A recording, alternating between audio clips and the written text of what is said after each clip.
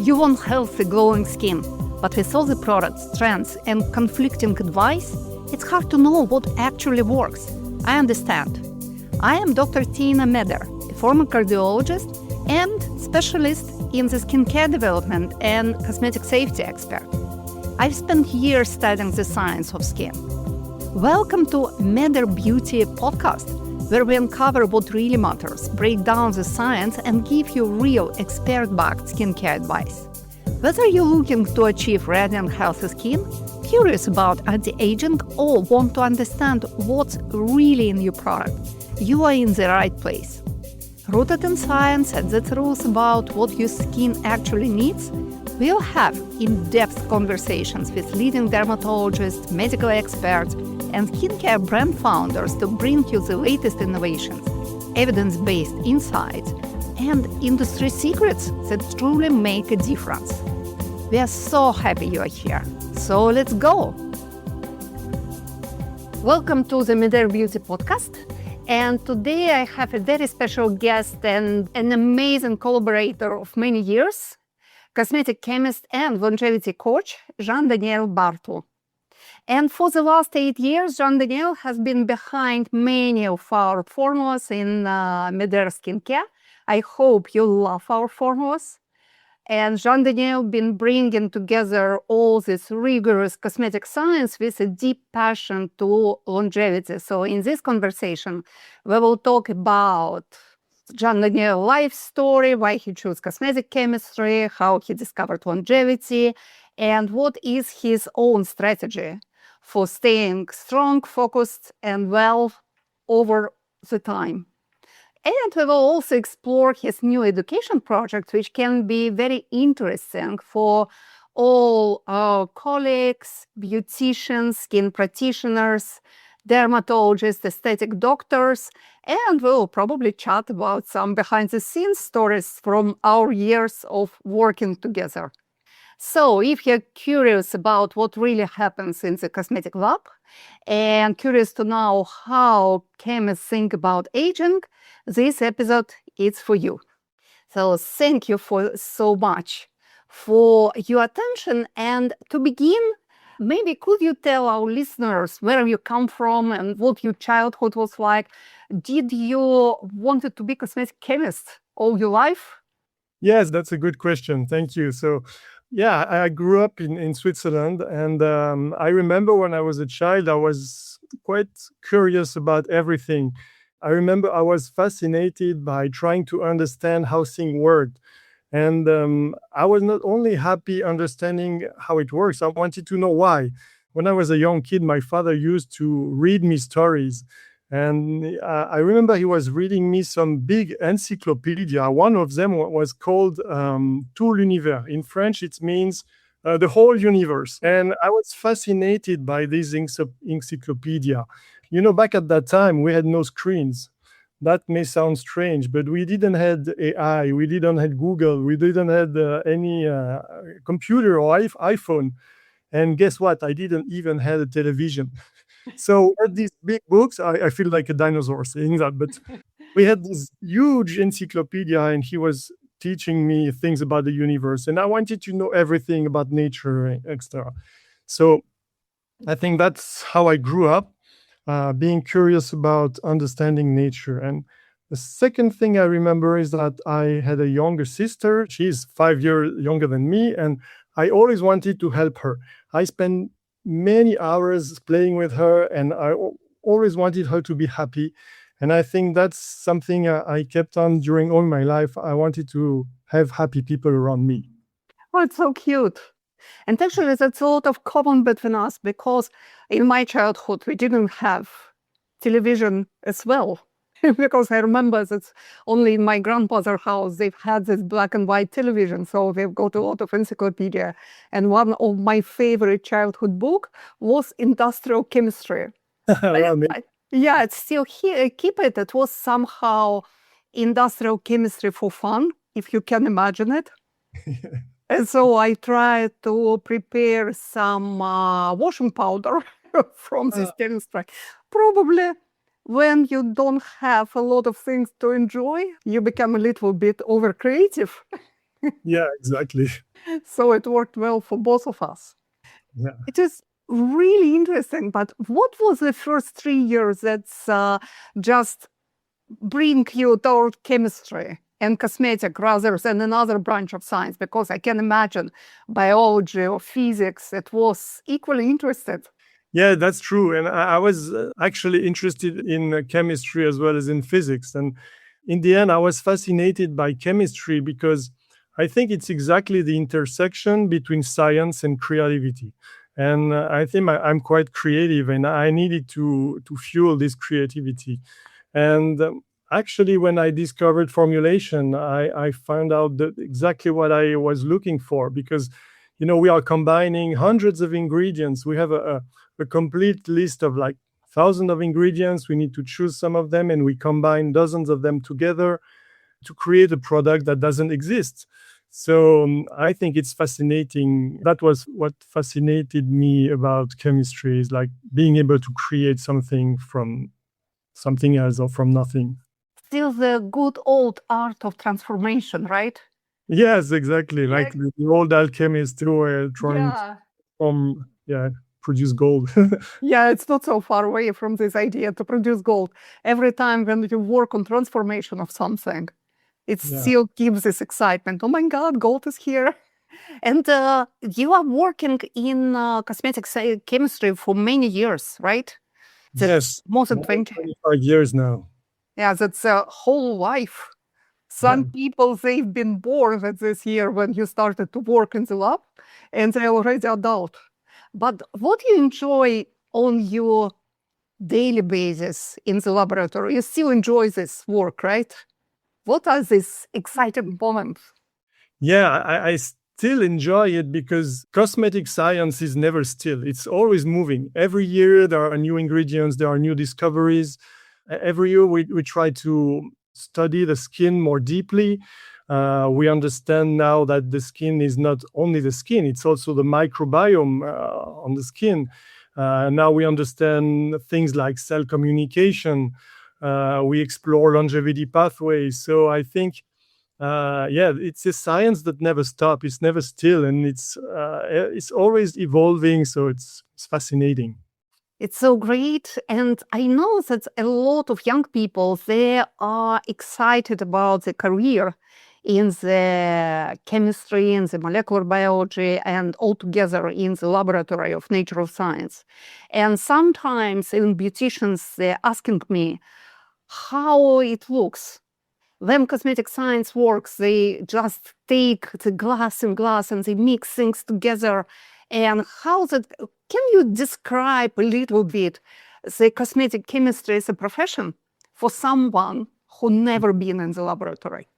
Yes, the work of a cosmetic chemist is a bit an intersection between an architect and a good cook.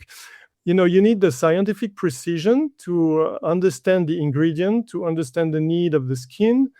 You need to understand how the ingredient interacts one with another. You also need creativity, as I said before. And I think the goal is to create an experience for a client in the end. So it starts by studying the need of the skin, by studying the texture of the product, the color, the fragrance, the absorption, the stability of the products, the interaction between the product and the skin, the interaction between the product and the packaging. It needs some patience, because sometimes we need to be patient because we need to perform many tests before we find the right combination of ingredients. And then when we find all the right combination of ingredients, sometimes we're disappointed because it's not stable. And so all the tests are really necessary. And yeah, that's the life of a chemist. Cosmetic chemist is a life of patience and of passion, I think. Some chemists, they just try to mix some ingredients, and I think it's not as simple as that. I love to say that I like to transform people's dream into a cream. So it's just transforming a D in a C. But we need to understand people, and this is very important, to understand the need of the people and not only mix ingredients. Because some people, they think in chemists, they are playing all the time with these substances and solution and changing the color and smell and just air de jeu, playground, 100%. But you spent a lot of time during research, right? Yeah, right. It's true that chemists are always a bit crazy, but and try to mix strange things, and sometimes they have an explosion in the lab. And it's true, we all did that, and we Oh, all really, it happens. Explosion yeah, in the lab. it happens not in the formulation lab, but in a chemical lab. I had some small explosion, some fumes, and I remember when I was studying at university, we were playing with fumes and making tricks to other colleagues, and yeah, that was very funny doing that. But we need to have a scientific approach and be very careful about what we do if we want to find out the good results. And where the journey start, at least most of the time, from the ingredient which excited you, or from the idea of the product? The beginning is when we create a good formula. The beginning is that we need to understand the need of the client. So we focus on the need of the skin, and this is what I love with the cooperation with you, and that you understand the need of the skin better than almost any other people on the planet, I think. Oh, thank And you. and I've seen many clients. I've produced for more than 100 different brands, and I have to say, it's always a privilege to be cooperating with you, because I learned a lot during this cooperation with you. And when we work together, we always focus on the need of the skin first. We understand the biology of the skin, and starting from this need, we will build a formula that will answer this need. And then we want to choose the ingredients, and then we will choose the texture, and we create a whole experience around it. Oh, thank you so much for your kind words. For me, it's such a privilege to work with you, because together as a team, I think we realized some really innovative formulas which had been awarded by some prestigious award like Marie Claire Prix d'Excellence de Beauté for our first Vitalong, and Circonite got literally all awards of 22nd in the Britain and somewhere in Europe. But it's also, it's such a difference between good formulation and excellent formulation. And what I like about your works is you are such a perfectionist about everything, about the synergy of ingredients, about the texture. How you came for this perfection? Because it's actually, as I understand, no one is asking chemists to be a perfectionist. Or you are, or you are not. Yeah, I think it's one of my character is to try to always dig deeper and find the solution. I think, yeah, the difference between a cosmetic chemist or a good cosmetic chemist or an excellent one is just like a chef in a restaurant. A cosmetic chemist is like a cook. He just follows a recipe. A good cosmetic chemist is a chef in a nice restaurant, and he understands the ingredients, he creates unique formula for the clients. And an excellent cosmetic chemist, it's what I aim to be. I don't pretend to be an excellent chemist, but I always try to improve in order to get to this level. And for me, it's like a 3-star Michelin awarded top chef. And he understands the client's need. He lives literally in the head of his clients. He creates a symphony of playing with senses, with emotions, so that it's a complete experience. And it's really 160 degrees. Yeah, I think so. I remember I had the privilege to be invited one day to eat at Anne-Sophie Pic restaurant. Yeah, it was an amazing experience I would never forget. And this star awarded Michelin chef is really creating an experience from the very beginning, before you start to eat, until the end of the ceremony. I would say I cannot say it's a lunch. It's like a ceremony. And yeah, that's the kind of mentor I try to follow and do the same. Try to do the same in the skincare level. Yeah, it's not so industrial. Yes, it is industrial. Like a 3-star Michelin restaurant is still a food industry, but it is another level. Yeah, It is an art more than an industry. art, exactly. It's so interesting because sometimes in creating the formulation, I know then I am limiting myself and us as a team, because for a brand like Medar, we limit ourselves in sensorial part of the formulation, because we don't use colors, we don't use fragrances, because I'm trying to keep skincare formula at max inclusive and hypoallergenic. And unfortunately, colors and fragrances, they can be the allergenic factors for many people. But sometimes I feel like, oh my God, I really want to do something kind of 360 degrees, more emotional. I understand this. And, so some of the brands, they only have the fragrance and the color to attract the clients. You build a brand that can attract the demanding clients, even if you don't have a color and you don't have a fragrance. So I think it's really a performance, because the first thing people do when they test a product is that they open the container and they would smell it. It's the first thing they do. It's a So- reflex, right? It's a So it's first like- reaction. You really did a performance with your brands, and I think it's a real value you have.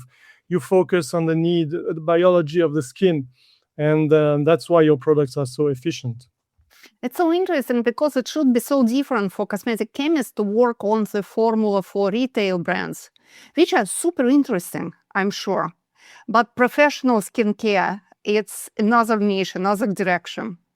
So Yeah, usually we work differently for the mass market brands.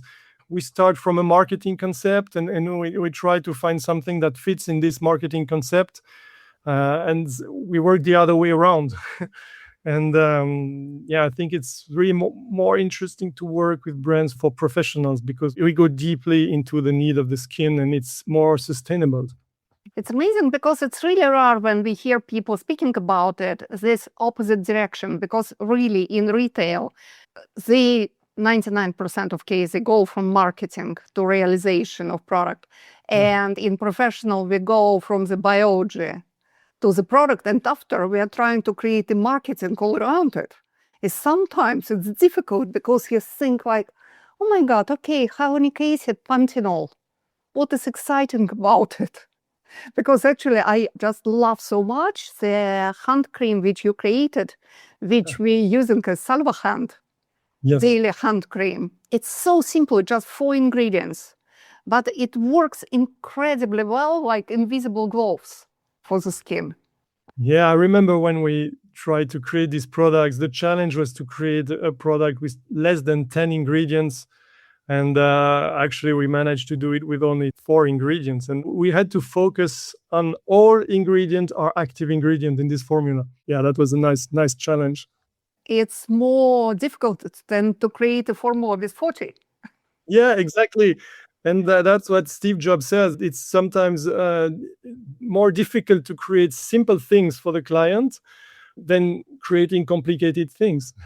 And actually, it really resonates for me in the discussion about longevity, because when people overcomplicate this longevity discussion, just recently I've been reading again about something about this Brian Johnson, biohacker guy who called himself anti-aging mogul. Yeah. And oh my God, for me, it sounds just so overcomplicated. What is the pleasure of life when you should eat hundreds of compliments, measure every function of your body, of your skin, every movement of your eyes? Just for what? What is longevity for you? How you came to the interest to the longevity? Yeah, that's a good question, because for many years I focused on skincare. In my life, I had a crisis, like it was 8 years ago. As you said, I'm a little bit perfectionist, and I used to work more and more, and too much. And about 8 years ago, I had a heart issue, and I ended up at the hospital in the emergency room. And at that time, I was working like 16-hour a day. I was sometimes sleeping just 4 hour night. I had clients on all the time zone, and I was building startup at the same time, taking care of my family, and that was too much. And my body said stop. And on that hospital bed, I realized that I've seen myself on my deathbed, and I wonder what will I leave to my family if I continue like this. That moment changed everything. I realized I needed to adapt a new lifestyle. And this lifestyle was based on vitality, health, and I started to think about longevity because I wanted to live not only longer for my family, but also healthier and with more energy. Because longevity isn't about adding years to life. It's about adding life to years. It's about Yeah, it's well said. living more energetic. And I think that was the start of my quest for longevity. And at that time, I realized I wanted to help people have more energy because I think energy is the start of everything. If you don't have energy, you cannot help others and you cannot do anything. It's so true, and I hope our listeners will take this as a lesson. But human beings, they have a tendency to discover everything by themselves. So I think that a lot of people are starting to think about longevity, being on the hospital bed or being overtired and exhausted by their lifestyle. And some people, because I discuss a lot about it with beauticians and with clients and sometimes in kind of public discussions, and very often I meet people who just tell me, you probably more resourceful than all of us because I'm too busy, I'm too tired, I have no time, I have no money, I have no something else just to start my longevity journey. For me, it's not about money and even not about time, because I think we spend less time caring about ourselves when we do it properly.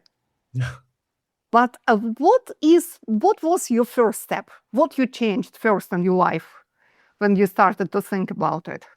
Yeah. So the first thing I started is to understand to take care of myself because I was caring a lot for the others, for my employee, for my family, for the people around me. And I started to think about if I want to help more people and to be more productive, more efficient, I need to take care of myself. And that was a complete change of mindset. So I started to study nutrition, to exercise more, to be more in the nature, to reconnect with the nature that was so important for me when I was young and that I forget a bit during the years.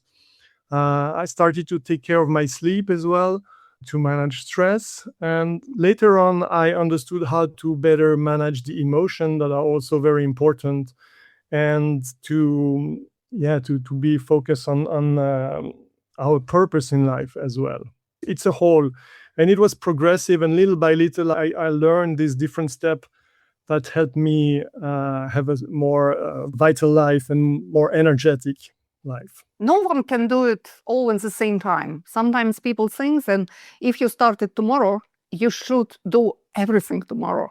Actually, it is not. I think that one step, it would be enough for one day. Yeah, that's a mistake I see with quite a lot of clients. They when they start a program of longevity or vitality or health, they want to change everything at the same time, and sometimes they are like stressed by their program of anti-stress because they have so many things to do.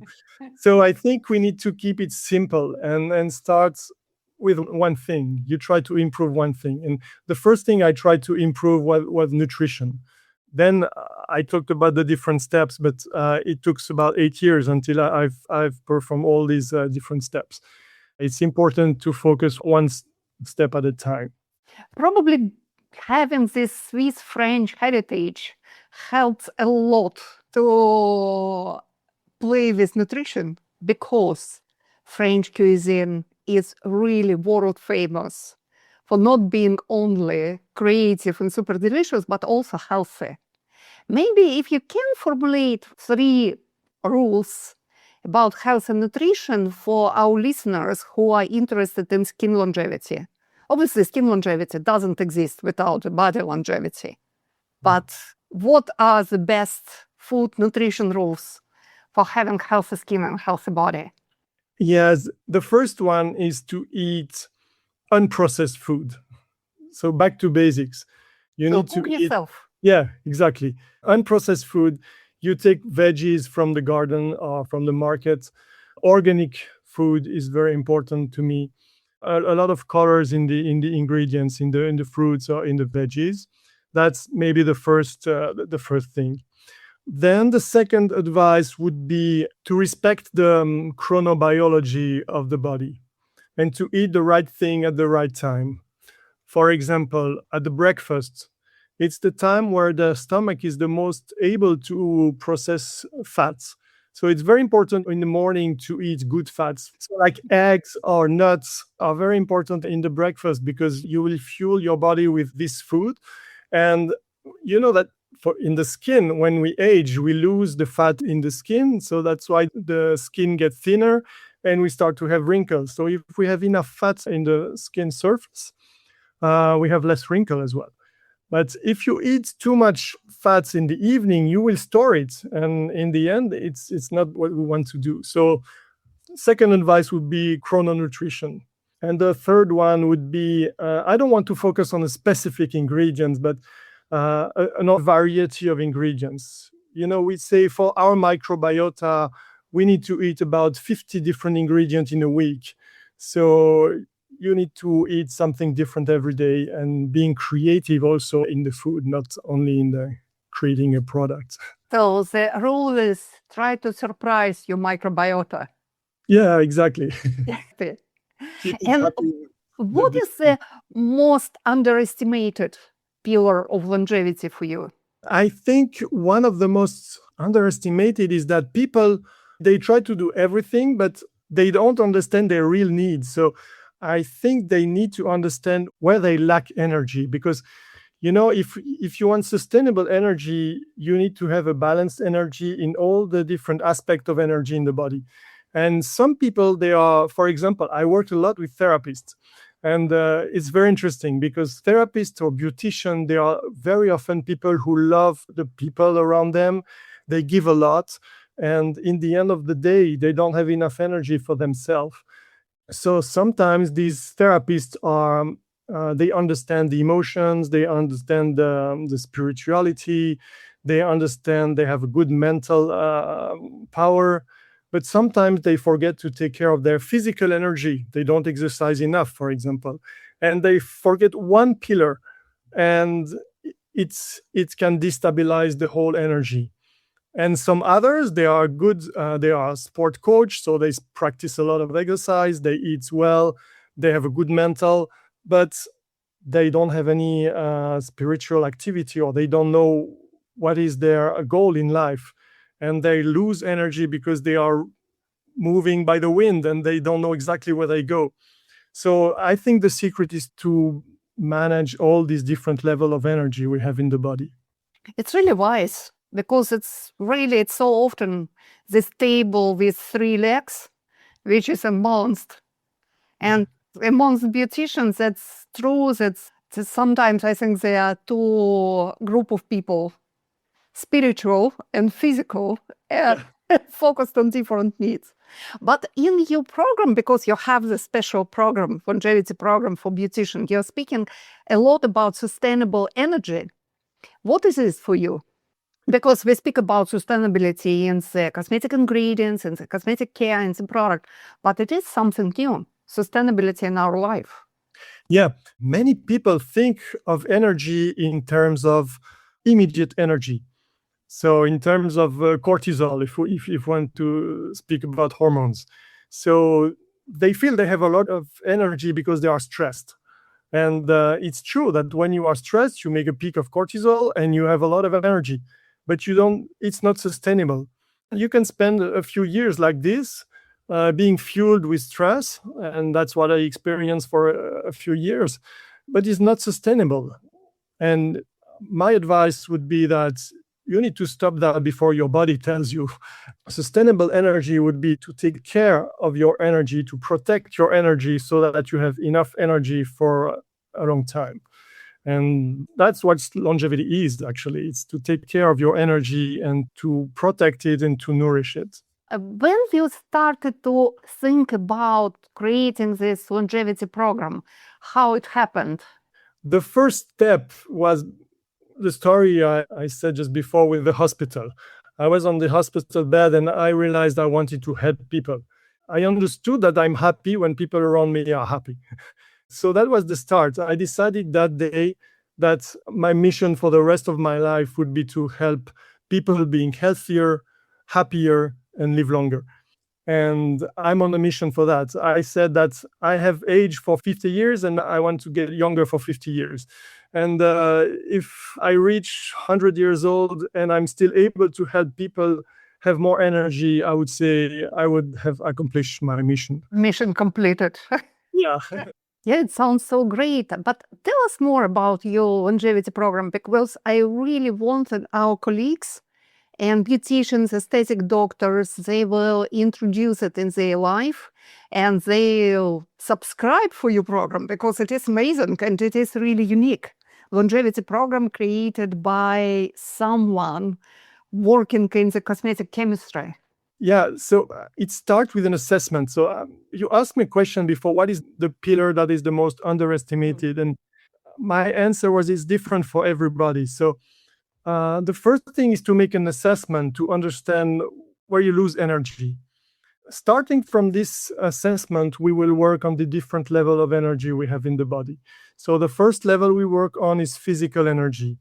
In this level, we will work on hydration, nutrition, micronutrition, exercise. On the second level, we would work on the mental energy, understanding how to manage stress, how to better sleep. Then we will work on this third level of energy, which is the level of emotional energy. Yeah, a lot of people lose a lot of energy in the emotions. If you don't control your emotion, you can lose a lot of energy in the emotion, and it's not easy to understand. And then the fourth level is the spiritual level. We are not talking about a religion or something It's tricky. does this sound a bit mystical? But for me, spiritual energy means being aligned with your value and your purpose in life. It's as simple as that. But if you don't take the time to do your homework and then to say what are my mission, what are my values, it's like I said before, you are going with the wind and you don't know exactly where you're going. And finally, this is quite a lot of people talk about physical, mental, emotional, and spiritual energy. But what I added is the fifth level, that is the light. Because I think at the top of the mountain, there's always the sun, and the light shines on all the other levels of energy. I've been working with light for now 20 years. I've been fascinated by how light interacts with the body, with the skin. Yeah, our mitochondria, they produce energy through ATP with the red light, for example, and infrared. And we have captors of light in the body. And we can also heal the body. And recently we had a tragedy in Switzerland with a big fire in a nightclub. And a lot of young people were burned very severely. And recently, I had a cooperation with the famous surgeon who did all the surgery for these kids. He did an amazing job. I have so much respect for him because he was literally doing surgery days and night for many days because they had so many people injured. And recently, we had a cooperation together to help these people with photobiomodulation. So we use light to heal the skin. Yeah, I think light is really the fifth pillar. And it's something simple like respecting the circadian rhythm and being in the light in the morning and being in the shadow during the night. And it can also be supported by some device when you don't have the light the whole day, like in the northern country in the winter, for example. Actually, I am in Estonia, as you know, and we are northern country, but look at me. Yeah, you have your light. Yeah, I have my light always with me because I'm missing the light. It's so resonating with me because I'm thinking a lot about the light, and actually we discuss it a lot with the head of our American team, who is molecular biologist and Michael and director of our American office. And he is very passionate about light therapy as well. So he introduced the light therapy in our biofacials, in the professional treatments. And so it's really resonating. I think it's really unique because actually for me, light energy is probably one of the most underestimated when we are speaking about health, because a lot of medical doctors, they just don't take it seriously. That's true. And even with this accident we had in Switzerland with the burned people, they didn't take it seriously at the beginning. And what I said is that we give you the machine and you try it. You heal the people and you see if it works or not. And it worked. And also it is so safe. It is And safe. we have no contraindication. They have so many medical studies now about photobiomodulation. It's still not very well known, but there are a lot of clinical studies, and I have a whole list of PubMed studies about photobiomodulation for the skin, and it's natural, and that's the beauty. It's accessible to everybody. As I understand, if we simplify things, and cell takes so much as energy as it needs. It cannot take too much. It cannot be overdosed by Yes, cell. that's right. And it depends on the device you will use. And it's also true with the sun. You need to be careful also with the right quantity because And the right wave. and Because in the medicine, but very carefully. yeah, exactly. But it's true that the skin, they have these receptors. They have these receptors of light. So some of them is called cytochrome C oxidase, which takes the red lights and the infrared and increase the cycle of ATP and transform it into energy. So we are doing like the plants. We are transforming light into energy in our body. Yeah, just we don't have chlorophyll, unfortunately. Yeah, Yeah. which does the same work. Which does the same, but it's not green. But it is really interesting direction because you can imagine then probably we can find some active ingredients modulating and potentiating the sensitivity of cytochrome C receptors, so to digest light better. Yeah, that's true. And I think there are still progress to be done in this way. I believe that probably some of our listeners now, they're like, oh my God, I need to subscribe to this. What should they expect when they enter the program? How it's not kind of magical transformation. Today you are one person and tomorrow you're a longevity guru. No, but it takes time, right? But what kind of changes they can expect? I don't promise to be younger in a couple of days. What I propose in this program is to find a way to feel younger. And that's what I say a lot of time. I'm now 52 and I feel younger than when I was 44. I have more energy. I feel more aligned. I'm doing steady progress on sport. So that was not the case 8 years ago. So what I propose is a sustainable way to change things little by little and with small adjustments, change a lifestyle, and little by little, you will wake up one day and say, what happened? Last year, I had less energy than now, or 3 months ago, I had less energy.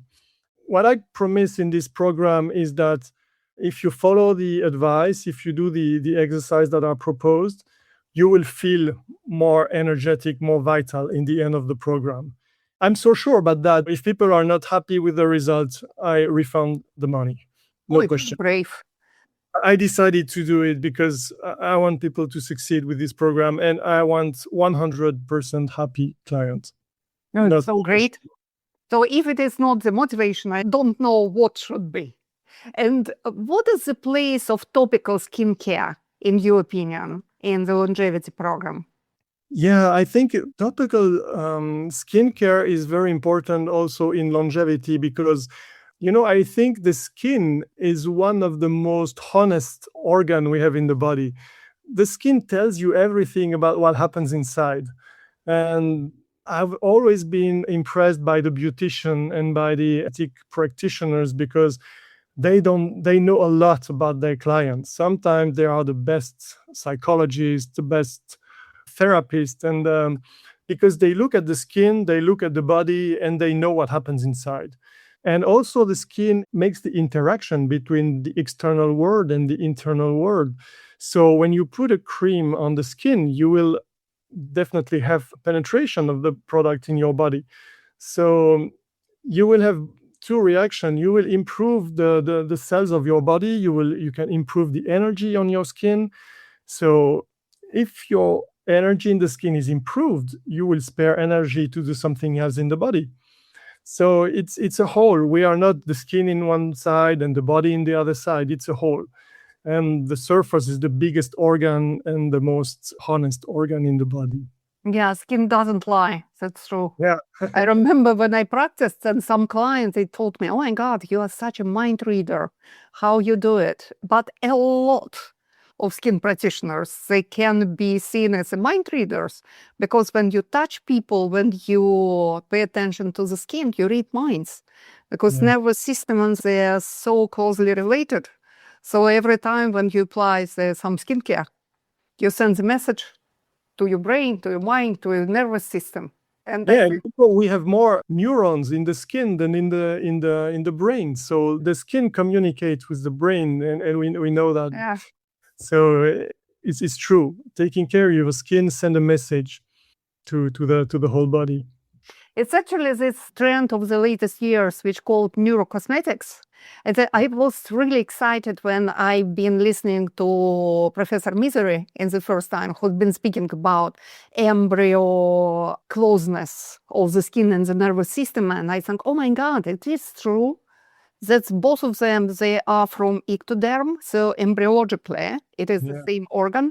But now when I see brands who are announcing this or that it's neurotherapeutic, I'm a bit skeptical because literally everything is neurotherapeutic. Everything you apply on the skin, it interacts with receptors, right? Yeah. So how you can create something which is not neurotherapeutic? Yeah, that's true. And that's the border between science and marketing. Yeah.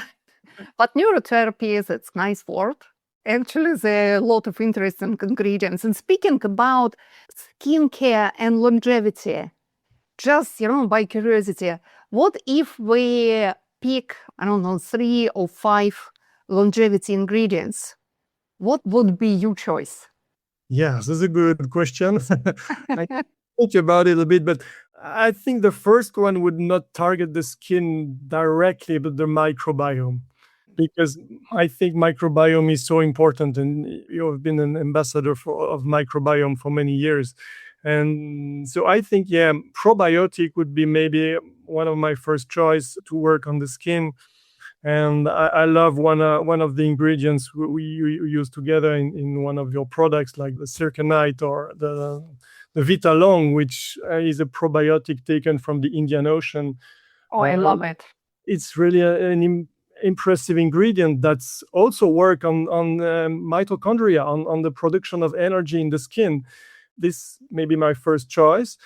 Second choice would be definitely the peptides, because peptides are very precise. We can do something very specific, targeting some receptors. Yeah, working with specific peptides like the last one we used together, which is a cyclic peptide, which is such a revolution. Total revolution in the skincare industry. And I remember when we found out these ingredients, we met in this trade show, and it's funny because when we meet at the trade show, usually you say, "Oh, I have found this ingredient," and me, I say, "I found this one," and sometimes we find one together. And this one of them was this cyclic peptide. We say, "Oh, it's a complete revolution. We need to use it." And yeah, I think. And I'm not sure that some other brands use that already because I'm looking for, and I don't see it yet on the market. I have never seen it either, so I think you may be the first one to use Oh my it. God, I'm so proud of us. Yeah, and It is. you will keep your crown of queen of peptides for many years, I think. And yeah, and maybe the third ingredient, it's difficult to choose one.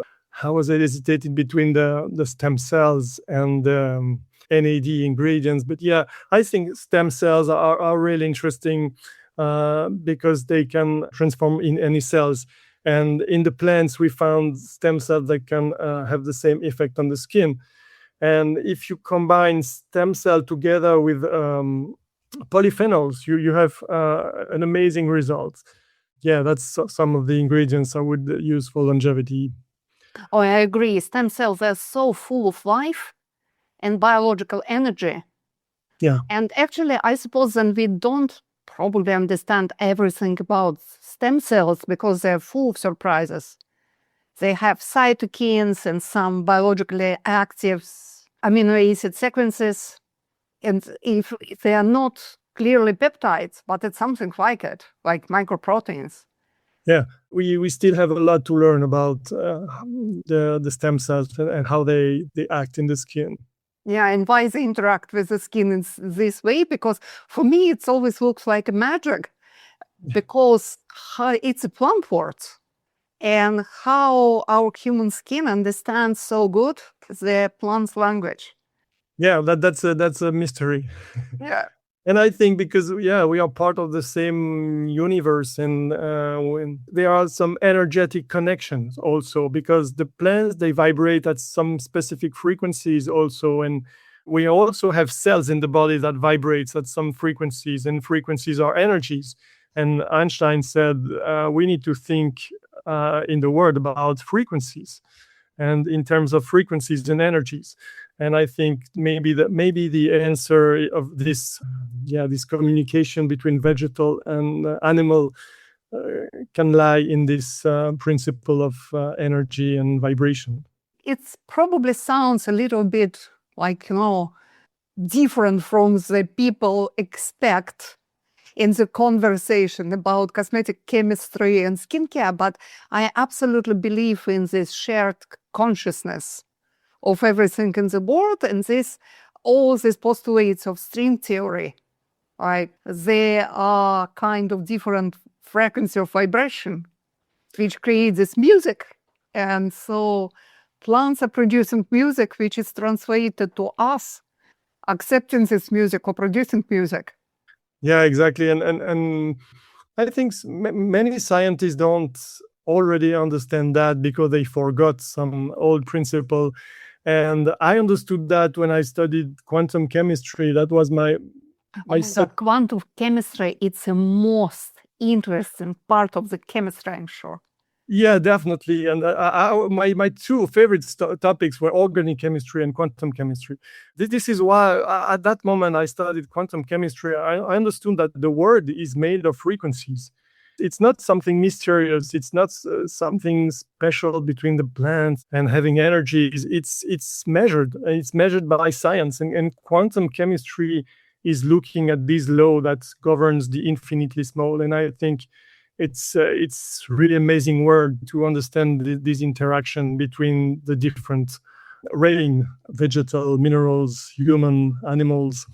And all this closed and very complicated interconnectedness between us all. Being literally speak about not only about the chemistry and longevity, but about a lot of interesting things. It's difficult to say what will be the key message for our listeners today. Except, okay, you should subscribe to the longevity program of John Daniel Bartl, and you should use Medera skincare.